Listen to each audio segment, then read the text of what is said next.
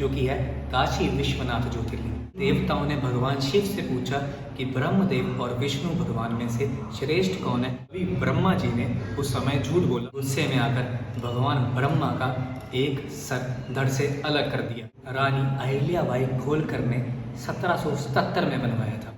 इस कुएं में ही इस शिवलिंग को छुपा दिया गया था ताकि वो मुगलों को ना मिल सके। हर हर महादेव, जय श्री राम, नमस्कार। तो जैसे कि हम बात कर रहे हैं भगवान शिव के 12 ज्योतिर्लिंगों के बारे में, आज हम बात करेंगे 7वें ज्योतिर्लिंग के बारे में, जो कि है काशी विश्वनाथ ज्योतिर्लिंग। काशी विश्वनाथ ज्योतिर्लिंग को विश्वेश्वर ज्योतिर्लिंग के नाम से भी जाना जाता है। विश्वनाथ का मतलब है ब्रह्मांड या विश्व का शासक। ये ज्योतिर्लिंग भारत के वाराणसी में स्थित है। 51 शक्तिपीठों में से एक मणिकर्णिका भी यहीं पर स्थित है और मंदिर के पास में ही ज्ञानवापी मस्जिद भी है। यहाँ ज्योतिर्लिंग पे रोज पंचामृत से अभिषेक किया जाता है। कहा जाता है कि काशी नगरी स्वयं भगवान शिव की नगरी है और प्रलय के समय में भी काशी का अंत नहीं होगा, क्योंकि भगवान शिव ने इसे अपने त्रिशूल पे धारण किया हुआ है। भगवान शिव को विश्वेश्वर और विश्वनाथ के नाम से भी जाना जाता है। पुराणों के अनुसार इस नगरी को मोक्ष की नगरी भी कहा जाता है। आखिरी बार इस मंदिर को रानी अहिल्याबाई होलकर ने 1777 में बनवाया था। वैसे तो इस मंदिर की उत्पत्ति के बारे में बहुत सी कहानियां प्रचलित है, लेकिन शिव पुराण के अनुसार एक बार सभी देवताओं ने ब्रह्मदेव और भगवान विष्णु से जाकर पूछा कि आप दोनों में से श्रेष्ठ कौन है। तो इस बात पर ब्रह्मदेव और विष्णु जी ने अपने आप को श्रेष्ठ साबित करने के लिए एक दौड़ शुरू हो गई। तो सब देवता और भगवान विष्णु और ब्रह्मदेव मिलकर कैलाश पर्वत पर पहुंचे भगवान शिव के पास। वहां पर जाकर सभी देवताओं ने भगवान विष्णु और भगवान ब्रह्मा के बारे में भगवान शिव से पूछा कि आप बताइए इन दोनों में से श्रेष्ठ कौन है।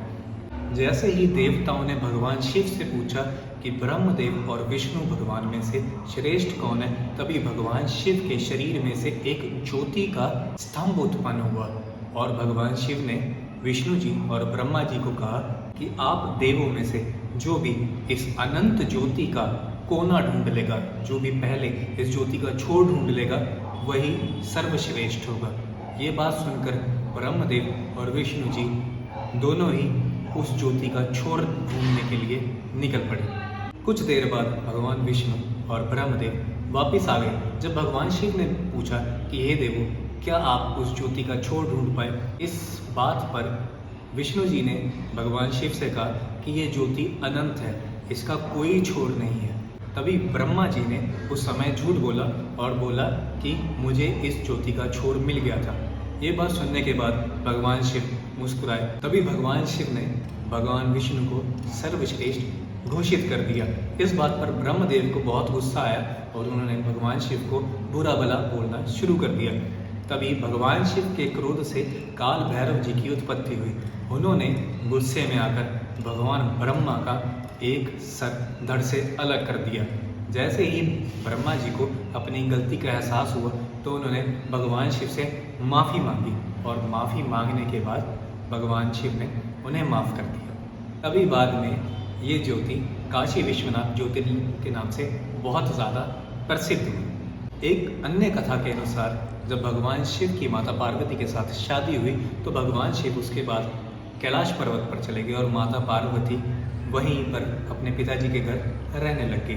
थोड़े समय के बाद जब भगवान शिव माता पार्वती के पास वापस आए तो माता पार्वती ने कहा कि आप उन्हें भी भगवान शिव अपने साथ ही ले जाएं। तो भगवान शिव पहली बार माता पार्वती को इस नगरी में ही लेकर गए थे, काशी नगरी में। माता पार्वती को ये नगरी इतनी ज़्यादा पसंद आई कि वहाँ जाकर उन्होंने सबको अपने हाथों से खाना बनाकर खिलाया। इसलिए माता पार्वती को माता अन्नपूर्णा के नाम से भी जाना जाता है। यहाँ भगवान गणेश, काल भैरव और भगवान विष्णु जी की पूजा की जाती है।